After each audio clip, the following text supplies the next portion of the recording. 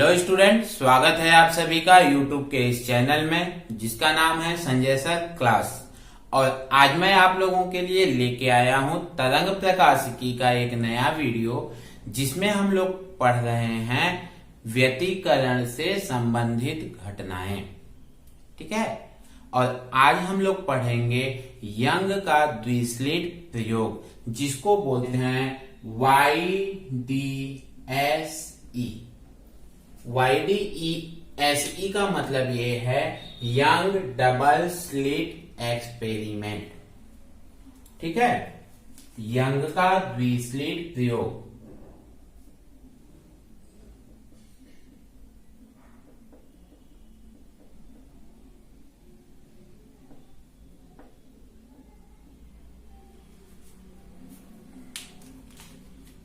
इसको चालू करूं उससे पहले आप लोगों को व्यतिकरण से संबंधित कुछ घटनाओं को याद दिला दूं जो हम लोगों ने पिछले 2 वीडियो में पढ़ा है। यदि आप लोगों ने वो वीडियो नहीं देखा होगा तो प्लीज पहले उस वीडियो को देख लीजिए, क्योंकि इसे समझने के लिए उन दोनों को समझना बहुत जरूरी है। और जब किसी चीज को लाइन से पढ़ेंगे, समझ के पढ़ेंगे, तब वो जाके अच्छे से समझ में आता है। नीचे डिस्क्रिप्शन में लिंक दिया हुआ है, यदि आप लोगों ने वो वीडियो नहीं देखा होगा तो पहले देख लीजिए, फिर इस वीडियो को देखिएगा तो ज्यादा अच्छे से आपको समझ में आएगा। हम लोगों ने ये पढ़ा था कि जब 2 प्रकाश तरंगों में व्यतिकरण होता है, व्यतिकरण कैसे होता है? अध्यारोपण के परिणाम स्वरूप व्यतिकरण होता है। और जब व्यतिकरण होता है तो व्यतिकरण में 2 घटनाएं महत्वपूर्ण होती हैं। पहला, जब तीव्रता अधिकतम होती है, जब व्यतिकरण के पश्चात प्रकाशिक तरंगों का तीव्रता अधिकतम होती है उसे हम क्या बोलते हैं? संपोषी व्यतिकरण। और जब प्रकाशिक तरंगों की तीव्रता न्यूनतम हो जाती है उसे हम क्या बोलते हैं? विनाशी व्यतिकरण बोलते हैं। और व्यतिकरण होने के लिए सबसे महत्वपूर्ण 2 चीजें होनी चाहिए जो हम लोगों ने पढ़ा था। क्या? पहला चीज होना चाहिए कि दोनों अध्यारोपित तरंगों की दिशा जो होनी चाहिए एक होनी चाहिए, एक ही दिशा में चलनी चाहिए। ये पहली थी। और दूसरी और महत्वपूर्ण जो थी वो ये थी कि दोनों तरंगों की आवृत्ति जो है वो समान होनी चाहिए, एक समान होनी चाहिए। अब यहां पर बात ये आती है कि 2 अगर अलग अलग प्रकाश स्रोत से प्रकाशिक किरणें निकल रही हैं, प्रकाश तरंगे निकल रही हैं, तो दोनों की आवृत्ति 100% एक समान होना पॉसिबल नहीं है। दोनों तरंगों की आवृत्तियां जो होंगी वो दोनों की 100% एक समान होनी पॉसिबल ही नहीं है। दोनों की दिशाएं एक हो सकती हैं लेकिन दोनों की आवृत्तियां एक समान नहीं हो सकती। अब नहीं हो सकती हैं तो क्या व्यतिकरण की घटना नहीं होगी? व्यतिकरण की घटना तो होगी, हम लोगों ने पढ़ा है। तो फिर कैसे होगी? इसी को समझाने के लिए सबसे पहला और प्रायोगिक प्रदर्शन इन्होंने किया था, यंग साहब ने किया था। और इन्होंने क्या किया था कि मान लेते हैं एक ये प्रकाश स्रोत है। ठीक है, ये कौन सा प्रकाश स्रोत लिए थे? सोडियम लैंप लिए थे, सोडियम लैंप। और ये है बल्ब जिससे कि प्रकाश तरंगे क्या कर रही हैं? निकल रही हैं। ये प्रकाश तरंगे जब निकल रही हैं तो इन्होंने क्या किया? इसे एक पुट्ठे पे कहूं मैं, एक कोई पुट्ठा है इस आकार का, इस पर ये क्या किए? इस प्रकाशित तरंगों को आपतित किए। और आपतित करने के बाद इन दोनों के बीच में यहां और यहां 2 छिद्र कर दिए, 2 छिद्र कर दिए जिसको हम बोलते हैं क्या? स्लिट। ये हो गया S1 और ये हो गया S2। ये छिद्र कैसे हैं? ये अगर हम इस पुट्ठे को ऐसे रखें तो ये छिद्र इस टाइप से मिलते हैं अपने को,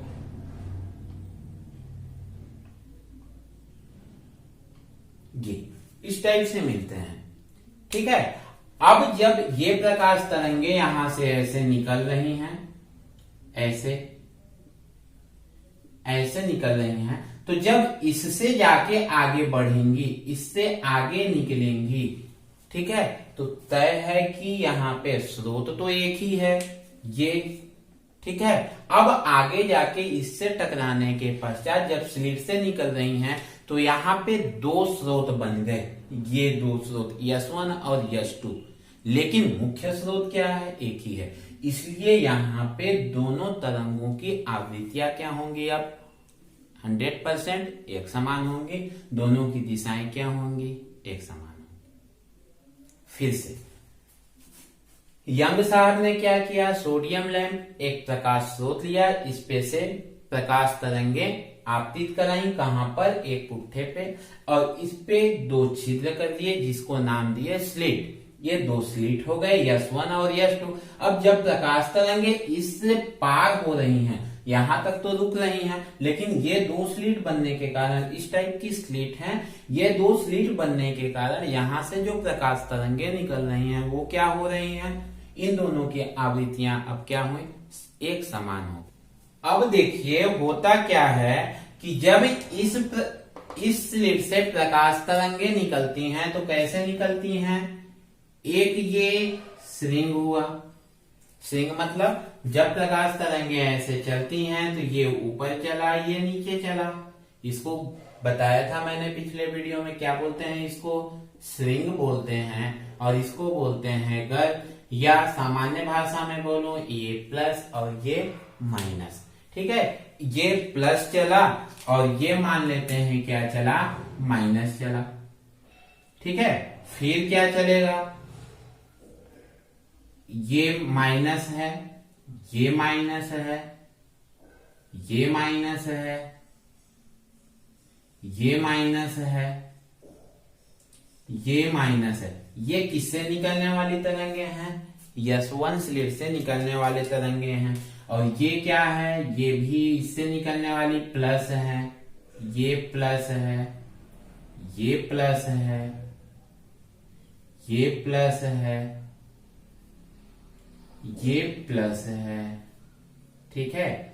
ये सब निकलने वाले किससे निकल रही हैं, ये S1 से निकल रही हैं। ये तरंगे किससे निकल रही हैं, S1 से निकल रही हैं। अब S2 से निकलने वाली तरंगों को देखते हैं, ये प्लस है, ये प्लस है, ये प्लस है, ये प्लस है, ये प्लस है, ये प्लस है, ये प्लस है, ठीक है। और माइनस को किससे लिए थे हम लोग, ग्रीन से, तो ये माइनस है,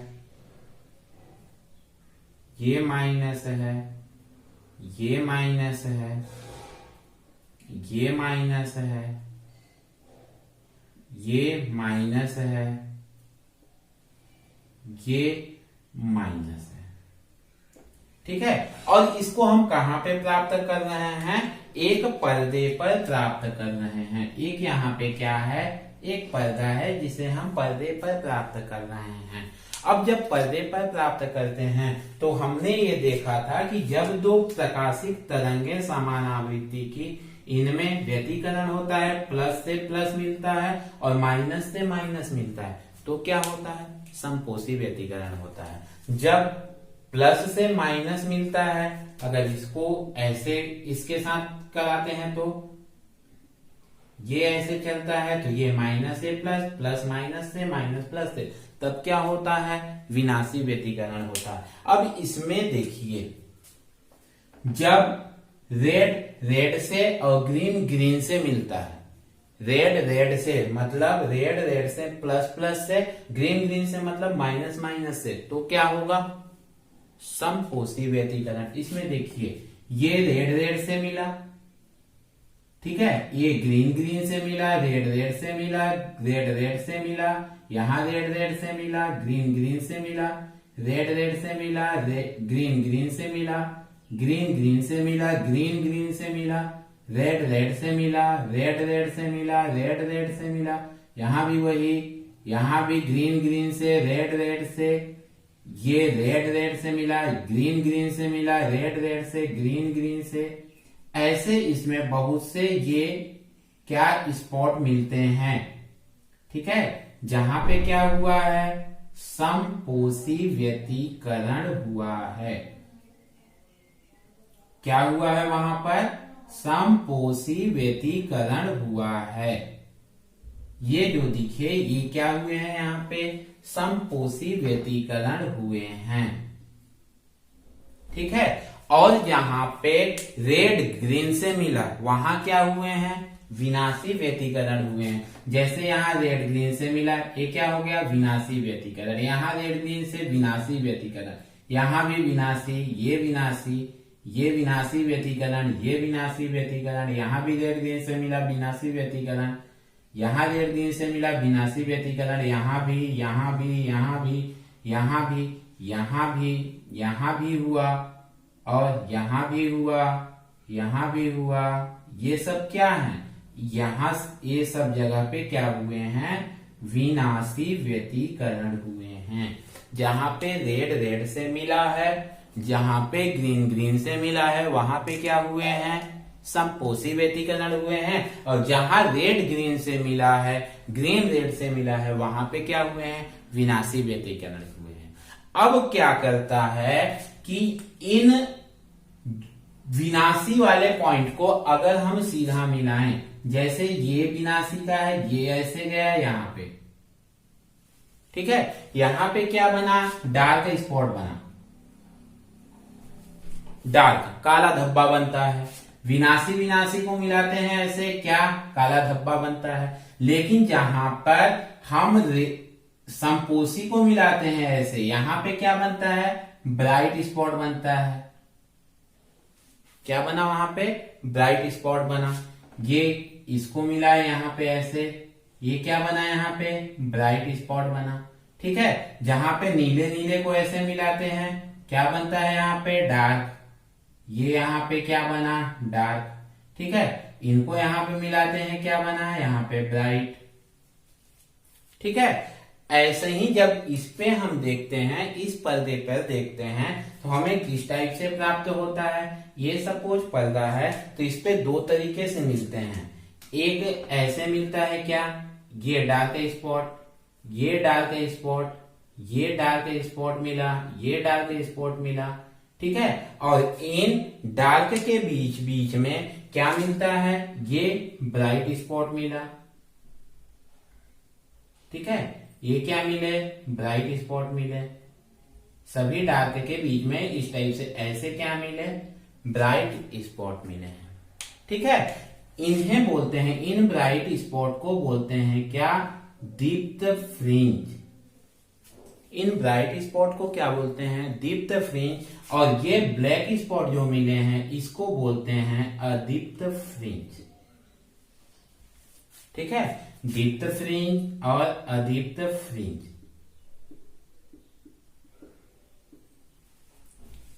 क्लियर हुआ। इसके कॉन्सेप्ट को समझिए कि यंग ने प्रयोग किया कैसे था, इसके बाद हम इसके डेरिवेशन में चलेंगे। ठीक है, फिर से यंग ने क्या किया, सोडियम लैंप लिया, उससे प्रकाश तरंगों को आपतित कराया एक पुट्ठे पे, उस पे दो छोटे छोटे इस टाइप के स्लिट बनाए, छिद्र बनाए। अब जब इससे प्रकाश तरंगे पार हुई, तो इससे निकलने वाली, दोनों स्लिटों से निकलने वाली प्रकाश तरंगों की जो आवृत्तियां हुई, दोनों क्या हो गई, एक समान हो गई। वैसे तो एक समान आवृत्ति की दो तरंगे प्राप्त करना असंभव है, लेकिन यंग ने ऐसे प्रयोग किया जिसका स्रोत क्या है, एक ही है। अब इससे S1 और S2 से निकलने वाली जो तरंगे हैं, दोनों की आवृत्तियां क्या हो गई, समान हो गई। जब ये दो समान आवृत्ति की तरंगों में क्या हो रहा, व्यतिकरण अब तो होगा। जब व्यतिकरण हुआ, तो इसे जब एक पर्दे पर प्राप्त किया, तो हमें इस टाइप के ब्लैक और ब्राइट स्पॉट मिले, क्रम से मिले, एक के बाद एक मिले। यहाँ पे बनाया हूं, आगे पीछे हो सकता है, लेकिन इसका कॉन्सेप्ट आप समझिए। ऐसे क्या क्रम से मिलते हैं, जो ब्राइट स्पॉट हैं उसको बोलते हैं दीप्त फ्रिंज, और जो ब्लैक स्पॉट मिले उसको बोलते हैं क्या, अदीप्त फ्रिंज। ब्लैक स्पॉट कब मिले, जब इससे निकलने वाली प्लस और इससे निकलने वाली माइनस का अध्यारोपण हुआ। जब इससे S1 से निकलने वाली प्लस और S2 से निकलने वाली माइनस का अध्यारोपण हुआ, वहां पे क्या बना, विनाशी व्यतिकरण। वे आगे जाके क्या बनाए, ब्लैक स्पॉट बनाए।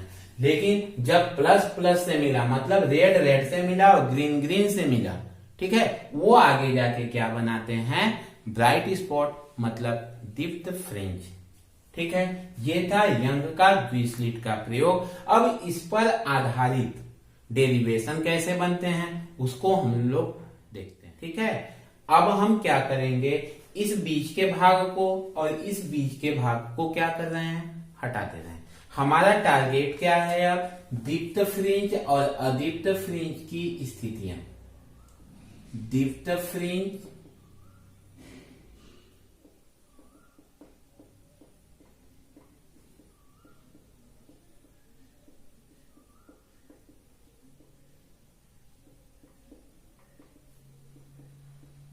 अदीप्त फ्रिंज की स्थिति। ठीक है, इसको अब निकालते हैं हम किससे, डेरिवेशन के माध्यम से। हमने यहाँ पे प्रायोगिक प्रदर्शन तो देख लिया, अब इसका डेरिवेशन प्रदर्शन देखते हैं कि कैसे होता है। ठीक है, ये है प्रकाश स्रोत यस, ठीक है, जिससे निकलने वाली प्रकाश तरंगे कहाँ जा रही हैं, ये सामने क्या है, पुट्ठा है, जिस पर दो स्लीटें हैं S1 और S2, जिनकी दूरी इस स्रोत यस से क्या है, बराबर दूरी पर है। इन दोनों के बीच की दूरी क्या है, इन दोनों के बीच की दूरी मान लेते हैं क्या है, स्मॉल d है। ठीक है, अब इनके सामने एक क्या लेते हैं, क्या लिए हैं, पर्दा लिए हैं, एक पर्दा ले लेते हैं, ये पर्दा हो जाएगा क्या, XY। ठीक है, इससे चलने वाली प्रकाश की तरंगों में जब व्यतिकरण हो रहा तो एक स्पॉट यहाँ पे बिंदु P मिल रहा है, जिस पर हमें प्राप्त करना है क्या, दीप्त या अदीप्त फ्रिंज की स्थिति क्या होती है। ठीक है, इससे सीधा एक ले जाते हैं किरण, जो कहा जा रहा है, इस बिंदु O पर, इसका नाम दे देते हैं O1। ठीक है, अब S1 से O1 के बीच की दूरी क्या हो जाएगी, इसका क्या है, हाफ है, तो ये कितना हो जाएगा, d/2, और ये दूरी भी क्या हो जाएगी, d/2। ये भी मान लेते हैं कि इस स्लिट से इस पर्दे के बीच की दूरी क्या है, कैपिटल D। ठीक है, अब हमको ज्ञात करना है बिंदु P पर दीप्त या अदीप्त फ्रिंज की स्थिति, और इसके लिए हम लेंगे, जो लॉजिक लेंगे वो लॉजिक होगा क्या, पथांतर। ठीक है, पथांतर, और पथांतर के बारे में पिछले वीडियो में मैंने बहुत अच्छे से समझाया है, नहीं देखा होगा आप लोगों ने तो प्लीज उस वीडियो को देख लीजिए। ठीक है, पथांतर, और पथांतर के लिए हम लोगों ने ये भी देखा था कि संपोषी व्यतिकरण के लिए जो पथांतर होता है वो क्या होता है, संपोषी के लिए λ/2 का समगुणक, समगुणक मतलब 2n। ठीक है, और विनाशी के लिए क्या मिला, विनाशी के लिए मिला था λ/2 का विषम गुणक 2n-1। ठीक है, अब हम दीप्त और अदीप्त फ्रिंज का जो स्थितियां ज्ञात करेंगे वो इसी पथांतर के लॉजिक पे ज्ञात करेंगे। और जब बात पथांतर की है तो पथ क्या बन रहा है, ये बन रहा है एक पथ क्या, S1P। ठीक है, और दूसरा पथ क्या बन रहा है, ये बन रहा है क्या, S2P। ये क्या बना, पथांतर बना। और जब हम पथांतर का निकालेंगे तो हमारा उद्देश्य क्या होगा निकालना, S2P माइनस S1P। ये मान हमको निकालना है, उस मान को हम क्या करेंगे, इस संपोषी में रखेंगे तो संपोषी व्यतिकरण का निकलेगा स्थिति, और इस विनाशी में रखेंगे तो विनाशी व्यतिकरण की स्थितियां निकल जाएंगी। क्लियर है स्टूडेंट, अब चालू करें, हमको क्या क्या करना है। चालू करने से पहले हम क्या करते हैं, इन बिंदुओं को यहाँ पर मिला देते हैं, सीधा मिला देते हैं ये, और इनका नाम दे देते हैं, इसका नाम दे देते हैं Q और इसका नाम दे देते हैं R। इतना क्लियर है। अब हम लोग लेते हैं ये वाले त्रिभुज में, इस ट्राइंगल त्रिभुज दिख रहा है S1QP। ठीक है, त्रिभुज S1 P Q में क्या है, समकोण त्रिभुज है, और समकोण त्रिभुज में पाइथागोरस का क्या लगता है, थ्योरम। तो यहाँ पे क्या हो जाएगा, S1P square equal to SQ square plus QP square. ठीक है, S1P स्क्वायर बराबर क्या हो जाएगा, S1Q स्क्वायर। S1Q मतलब क्या है, ये दूरी क्या है, D है, तो क्या हो जाएगा D स्क्वायर प्लस QP, ये है, इसका मान तो नहीं पता है लेकिन यहां का मान तो पता है। ये दूरी हम ले लेते हैं कि इसकी मध्य स्थिति से दूरी क्या है, x है। मध्य स्थिति O से P की दूरी क्या है, मान लेते हैं x है। तो ये दूरी तो अब हमको पता है OP, ठीक है, ये दूरी पता है OQ, d/2 के बराबर है। मतलब हम OP में से OQ को माइनस कर देंगे तो क्या बचेगा, PQ बचेगा। कर दें यही क्या, OP माइनस OQ का होल स्क्वायर। OP का मान कितना है, S1P square equal to D square plus OP का मान कितना है, x है, माइनस OQ का मान कितना है, d/2 है, d/2 का होल स्क्वायर। क्लियर हो रहा है इतना। इसको दे देते हैं इक्वेशन नंबर 1। ये तो हो गया किस त्रिभुज में, इस छोटे वाले S1QP त्रिभुज में। अब एक और त्रिभुज बन रहा है S2PQ, ये भी ट्रायंगल है, ठीक है, और क्या है, ये भी समकोण त्रिभुज है। तो इसमें भी हम क्या करते हैं, यही चीज करते हैं, त्रिभुज S2PQ में। इसमें क्या होगा, S2P का स्क्वायर बराबर क्या होगा, PR का स्क्वायर प्लस S2R का स्क्वायर। हो गया इतना।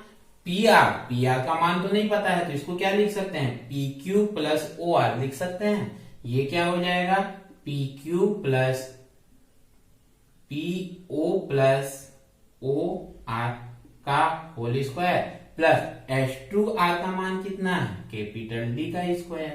PO का मान कितना है, X प्लस OR का मान कितना है, d/2 का whole square plus D square.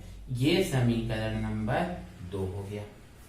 अब क्या करें, हम समीकरण 2 से हमको निकालना क्या है, S2P माइनस S1P, पथांतर निकालना है। पथांतर के लॉजिक पे चल रहे हैं तो हम क्या करें, S2P मिला, S1P मिला, स्क्वायर के रूप में मिला है, दोनों को क्या करते हैं, माइनस कर देते हैं। मतलब समीकरण 2 में एक को घटाने पर, समीकरण 2 में एक को घटाने पर,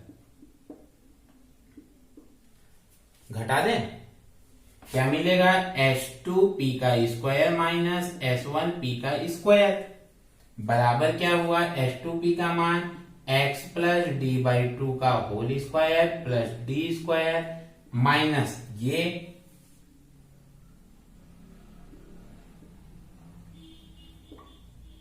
D square plus x minus d/2 का होल स्क्वायर।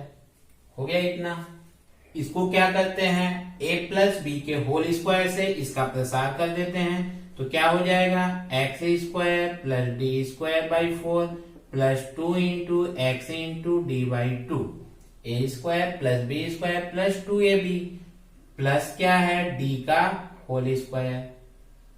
ठीक है, माइनस इधर क्या है, d स्क्वायर, इसका भी प्रसार कर देते हैं a माइनस b के होल स्क्वायर से तो क्या हो जाएगा, a स्क्वायर मतलब x स्क्वायर, b स्क्वायर मतलब d square by 4 minus 2ab मतलब 2x इंटू d/2। हो गया इतना।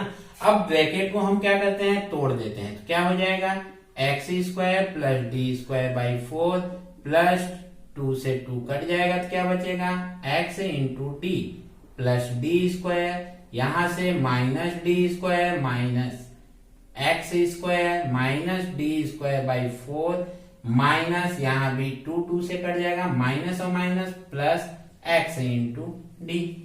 ठीक है। अब जो इसमें कटता है उसको काट देते हैं। एक्स स्क्वायर प्लस है, यहां माइनस कट जाएगा, D square by 4, D square by 4 plus minus cut जाएगा, डी स्क्वायर, ये भी क्या है, डी स्क्वायर है, ये भी क्या होगा, कट जाएगा, डी स्क्वायर लिखना छूट गया था, ये भी डी स्क्वायर है, ये कट जाएगा, बचा क्या, x D plus x D, कितना हो जाएगा, 2xd। ये क्या मिला, h2p square minus h1p square, इतना का मान मिला ये, ठीक है। अब h2p square minus h1p square को हम क्या लिख सकते हैं, इसको a square minus b square के सूत्र से इसको a plus B into A minus B लिख सकते हैं।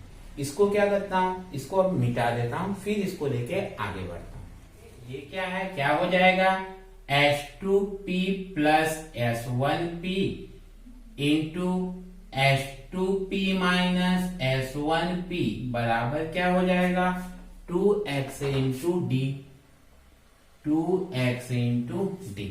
हमको निकालना क्या है, क्या हमारा टारगेट क्या है, h2p minus h1p, h2p minus h1p, मतलब इसको कहां ले जाते हैं, इसके बटे में ले जाते हैं, तो क्या हो जाएगा, h2p minus h1p equal to 2xd बटे h2p प्लस h1p, ठीक है।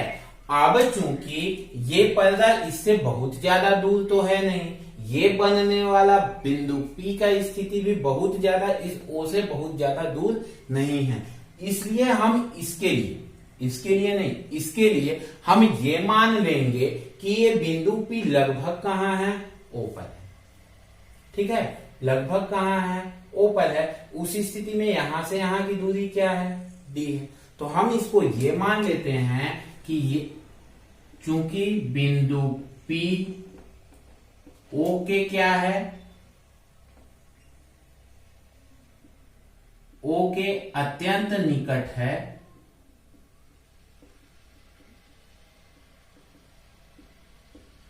अतः H2P बराबर S1P बराबर मान लेते हैं कि इसके D के, ये क्या, हम इसको क्या करते हैं, मान लेते हैं। और हम जब इसको इतना मान लेंगे तो इसके जगह मान को रख देते हैं, तब H2P माइनस S1P बराबर हो जाएगा 2xd by D plus D, D plus D कितना हो जाएगा, H2P माइनस S1P बराबर 2xd बटे 2d, 2 से 2 कटेगा, क्या बचा, H2P माइनस S1P बराबर xd बटे डी। ये मिला क्या, ये पथांतर मिला है, किसके किसके बीच में, S1P और S2P के बीच में क्या मिला, पथांतर मिला। अब हमको क्या निकालना है, संपोषी और विनाशी व्यतिकरण की स्थितियां। तो संपोषी व्यतिकरण के लिए पथांतर जो होता है वो क्या होता है, λ/2 का समगुणक होता है। अब इसमें हम मान रख देते हैं, ठीक है। इसका लॉजिक आई होप आपको अच्छे से समझ में आ रहा होगा, ठीक है। इसको आप कॉपी में नोट कर लीजिए या इसका फोटो खींच लीजिए। अब आते हैं हम लोग किसके, संपोषी व्यतिकरण के लिए, संपोषी व्यतिकरण के लिए। संपोषी व्यतिकरण के लिए क्या होगा, पथांतर बराबर 2n इंटू λ/2, पथांतर का मान कितना आया, xd बटे capital D equal to 2n into λ/2। अपने को किसकी स्थिति ज्ञात करनी है, इस x की स्थिति ज्ञात करनी है। x की स्थिति ज्ञात करने के लिए इसका क्या करें, तिर्यक गुणा कर देते हैं, तो क्या हो जाएगा, x इक्वल टू 2 से 2 कटेगा, d ऊपर चला जाएगा तो d n लैम्डा, ठीक है, बटे में क्या हो जाएगा, स्मॉल d, ठीक। जहां n क्या है, जहां n का मान 0, 1, 2, 3, 4, 5, 6 क्या क्या डैश डैश तक, ठीक है। ये हो गया इसके लिए संपोषी व्यतिकरण की स्थिति। अब निकालते हैं किसके लिए, विनाशी व्यतिकरण की स्थिति।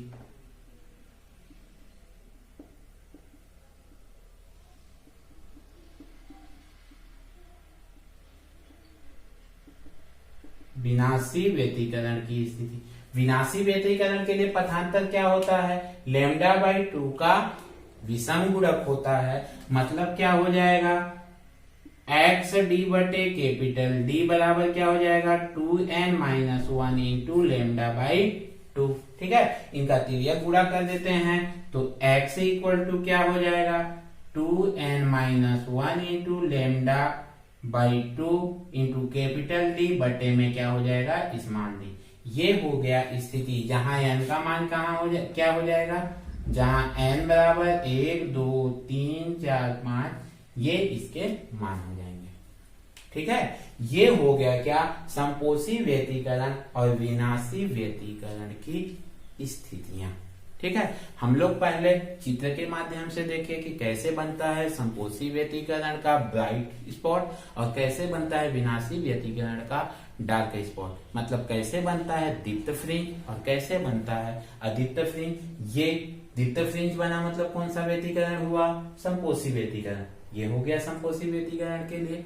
अदीप्त फ्रिंज बना मतलब कौन सा व्यतिकरण हुआ था, विनाशी व्यतिकरण, ये हो गया विनाशी व्यतिकरण की स्थिति। ठीक है, अब हम लोग निकालेंगे कि इसमें जो ये दीप्त फ्रिंज बना, ये अदीप्त फ्रिंज बना, इनकी चौड़ाई क्या है। इस पॉइंट का या यंग के द्विस्लिट प्रयोग का दूसरा और महत्वपूर्ण भाग, ये प्रश्न हमेशा परीक्षा के लिए बहुत इंपॉर्टेंट हुआ करता है, जिसमें हमें यंग के द्विस्लिट प्रयोग के साथ साथ फ्रिंज की चौड़ाई ज्ञात करना भी पड़ता है। ठीक है, तो ये तो हो गया यंग के द्विस्लिट का प्रयोग। YDSE प्रयोग कभी कभी शॉर्ट फॉर्म में भी पूछता है, YDSE क्या है इसको समझाइए, ये हो गया। ठीक है, और इसकी सहायता से अब निकालते हैं हम लोग क्या, फ्रिंज की चौड़ाई। ठीक है, इसको आप फोटो खींच लीजिए या फिर इसका स्क्रीनशॉट ले लीजिए या फिर इसको कॉपी में नोट कर लीजिए, फिर आगे बढ़ते हैं। इसको लिख लेते हैं एक जगह। दीप्त फ्रिंज के लिए स्थिति क्या मिला था,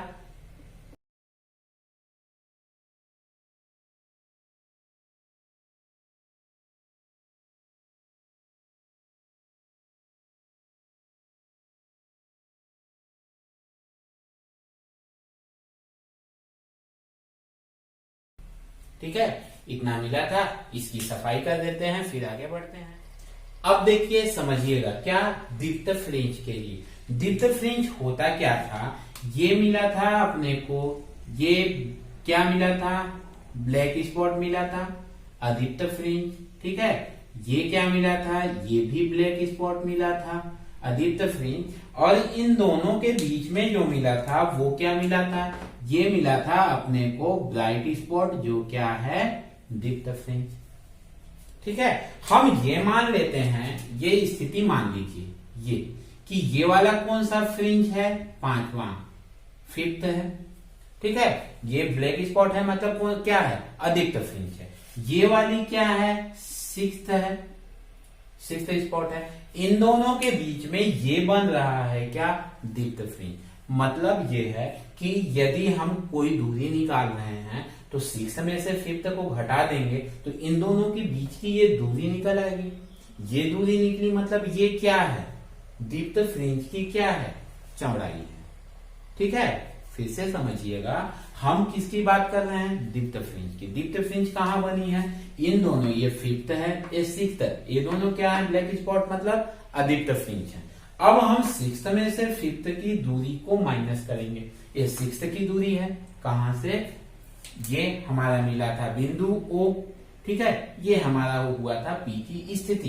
तो P की स्थिति पे ये मानिए कि फिफ्थ और सिक्स्थ, ठीक है, सिक्स्थ में से फिफ्थ को जब माइनस कर देंगे तो हमको ये बीच की दूरी मिल जाएगी, और ये बीच की दूरी ही क्या है, दीप्त फ्रिंज की चौड़ाई है। ठीक है, ये किसकी स्थिति के लिए हुआ, दीप्त के लिए। थोड़ा सा अदीप्त पे आते हैं। अदीप्त कहां पे बनता है, ये दो दीप्त बना, ठीक है, ये दो क्या बना, दीप्त फ्रिंज बना। ठीक है, अदीप्त कहां बनेगा, इन दोनों के बीच में यहां बन रहा है, इन दोनों के बीच में यहां पे बन गया क्या, अदीप्त फ्रिंज बना। ठीक है, अब अगर हमको अदीप्त फ्रिंज की चौड़ाई ज्ञात करनी है, हम ये सोच लें कि ये वाला है मान लो फोर्थ दीप्त फ्रिंज, ये है थर्ड दीप्त फ्रिंज, तो फोर्थ में से थर्ड को माइनस करेंगे तो हमारी ये बीच की निकलेगी स्थित दूरी। क्या है ये बीच में? अदीप्त फ्रिंज है। ये क्या कहलाएगी? अदीप्त फ्रिंज की चौड़ाई कहलाएगी। क्लियर हो रहा है? ध्यान से समझिएगा, लॉजिक है, इसके बाद बहुत अच्छे से बनेगा। ठीक, हम इसकी बात करें दीप्त फ्रिंज की चौड़ाई, तो ये नीचे अदीप्त है, ऊपर अदीप्त है।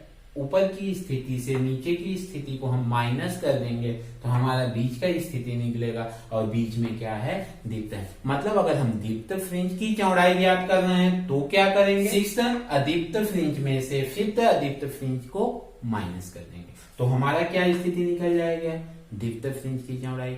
ठीक उसी प्रकार यदि हम अदीप्त फ्रिंज की चौड़ाई ज्ञात करेंगे तो फोर्थ दीप्त में से थर्ड दीप्त को माइनस करेंगे तो अपने को मिलेगा क्या? अदीप्त फ्रिंज की चौड़ाई। क्लियर हो रहा है? मतलब जब दीप्त फ्रिंज की चौड़ाई निकालेंगे तो हम अदीप्त को माइनस करेंगे, और जब अदीप्त फ्रिंज की चौड़ाई ज्ञात करेंगे तो दीप्त को माइनस करेंगे। अब करते हैं, चलिए। दीप्त फ्रिंज की चौड़ाई,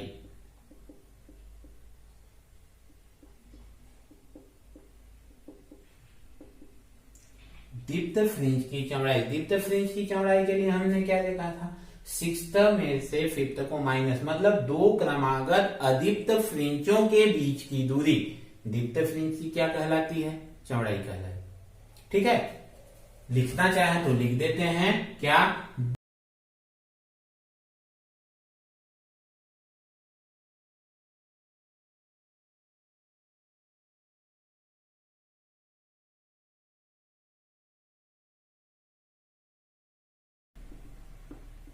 दो अदीप्त फ्रिंज के बीच की दूरी दीप्त फ्रिंज की क्या होती है? चौड़ाई होती है। हम मान लेते हैं, माना सिक्स्थ को मान लेते हैं, फिफ्थ को मान लेते हैं यनवे फ्रिंज की। माना यनवे अदीप्त फ्रिंज की स्थिति, अदीप्त फ्रिंज की स्थिति क्या मिला था? X N equal to 2n-1 lambda D by 2d। ये कौन से फ्रिंज की है? ये फिफ्थ की मान लेते हैं। ठीक है, अब सिक्स्थ की लेंगे तो क्या हो जाएगा? n+1 तथा n+1वे अदीप्त फ्रिंज की स्थिति क्या हो जाएगा? xn+1 इक्वल टू, n के जगह पे क्या रख दें? n+1 -1 into lambda D by 2d हो गया। अब क्या करते हैं? दो का गुणा कर देते हैं तो क्या हो जाएगा? 2n+2 एक कम 2 ऋण 1 लैम्डा डी बाई 2d। दो में से एक घटा, क्या बचा? एक 2n+1 lambda D by 2d। ठीक है, ये इसका सिक्स्थ का हो गया और ये क्या हो गया? फिफ्थ का। अब सिक्स्थ में से फिफ्थ को माइनस करेंगे तो क्या निकलेगा हमारा? इस दीप्त फ्रिंज की चौड़ाई। तो दीप्त फ्रिंज की चौड़ाई क्या हो जाएगी? दीप्त फ्रिंज की चौड़ाई किससे दर्शाते हैं इसको हम? बीटा से। बराबर क्या होगा? xn+1 minus xn। मतलब सिक्स्थ में से फिफ्थ को हम क्या करेंगे? माइनस करेंगे। करते हैं माइनस, क्या मिलेगा? xn+1 का स्थिति क्या है? 2n+1 into lambda D by 2d minus xn का स्थिति क्या है? 2n-1 into lambda D by 2d। हो गया इतना। अब लैम्डा डी बाई 2d दोनों में है, कॉमन निकाल देते हैं। लैम्डा डी बाई 2d क्या बचा यहां से? 2n+1 माइनस का गुणा होगा तो 2n minus minus plus 1। 2n से 2n कटा, 1 और 1 क्या हो जाएगा? 2 हो जाएगा। तो क्या हो जाएगा? Lambda D by 2d into 2, 2 से 2 कटा। ठीक है, तो बीटा बराबर क्या मिला? बीटा बराबर lambda D by D, lambda D by D.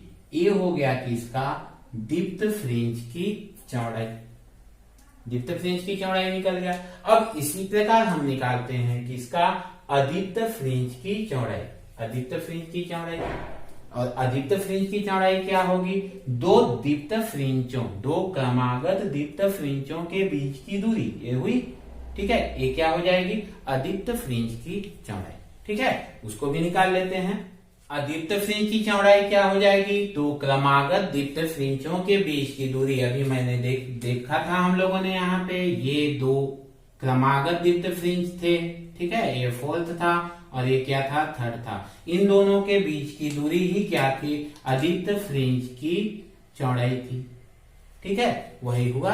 अब निकालते हैं, मतलब अब हमको क्या निकालना है, दो दीप्त फ्रिंजों की स्थितियां, दो क्रमागत, एक ले लेते हैं nवीं फ्रिंज और एक n+1वीं हो जाएगा, एक हो जाएगा थर्ड मतलब n का मान थर्ड और दूसरा फोर्थ मतलब 3+1 फोर्थ हो गया, ठीक है। तो मान लेते हैं, माना nवीं दीप्त फ्रिंज की स्थिति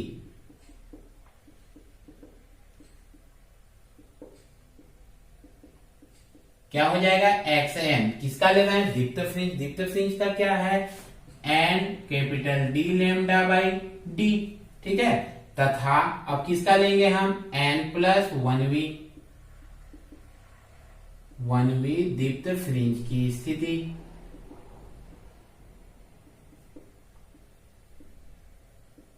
क्या हो जाएगा, xn+1 इक्वल टू n+1, इसको हम लोग लैम्डा डी बाई डी लिखते हैं तो ज्यादा अच्छा होगा, लैम्डा डी बाई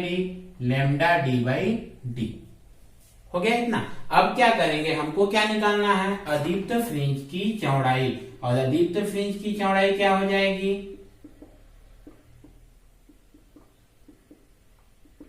अदीप्त फ्रिंज की चौड़ाई बीटा इक्वल टू, क्या मैंने अभी बताया था, दो क्रमागत मतलब xn+1, फोर्थ में से थर्ड को माइनस करेंगे, मतलब xn+1 माइनस क्या करेंगे, xn कर देंगे, xn+1 का मान कितना आया है, n+1 lambda D by D minus n lambda D by D, lambda D by D दोनों में है, कॉमन निकाल देते हैं तो क्या बचेगा अंदर में, n+1 माइनस n में से n कट जाएगा प्लस माइनस तो क्या बचेगा 1, और 1 में गुणा हो जाएगा तो लैम्डा डी बाई डी, ये किसकी चौड़ाई आई, दीप्त फ्रिंज की। अब यहाँ पे थोड़ा सा ध्यान दीजिए कि ये मान दीप्त फ्रिंज की चौड़ाई और अदीप्त फ्रिंज की चौड़ाई दोनों क्या आ रही है, सेम आ रही है, बराबर आ रही है, मतलब ये कह सकते हैं कि फ्रिंज की जो चौड़ाई होती है, अतः हम यहाँ पे दोनों को मिला के लिख दें क्या, अतः फ्रिंज की चौड़ाई क्या हो जाएगी, फ्रिंज की चौड़ाई बीटा बराबर क्या हो जाएगा, लैम्डा डी बाई डी, ये हो जाएगी फ्रिंज की चौड़ाई। अर्थात यंग के द्विस्लिट में प्रयोग में हमको क्या मिला, हमको ये मिला कि इसमें बनने वाला ब्राइट स्पॉट और डार्क स्पॉट दोनों की जो चौड़ाई होती है बराबर होती है, मतलब ये सभी स्पॉट एक दूसरे से बराबर दूरी पर होते हैं। दो क्रमागत ब्राइट स्पॉट की दूरी और दो क्रमागत डार्क स्पॉट की दूरी हमेशा क्या होती है, बराबर होती है। ये है स्टूडेंट क्या, यंग के द्विस्लिट प्रयोग से फ्रिंज की चौड़ाई ज्ञात करना। ठीक है, आई होप आपको ये वीडियो बहुत आनंद आया होगा, वीडियो पसंद आया होगा, वीडियो समझ में आया होगा। ये टॉपिक परीक्षा के दृष्टि से फिर से कहूंगा बहुत ज्यादा इंपॉर्टेंट है, इसलिए इस वीडियो को ध्यान से देखिए, समझिए, फिर इसका कॉपी पे बना के ट्राई कीजिए। नहीं बनता है दोबारा देखिए। इसके बाद भी अगर दिक्कत होता है तो कमेंट्स बॉक्स में जाके कमेंट्स कीजिए, आपके मदद के लिए हमेशा तत्पर है। ठीक है, आज के लिए बस इतना ही। वीडियो को लाइक कीजिए, सब्सक्राइब कीजिए और अपने दोस्तों में शेयर कीजिए।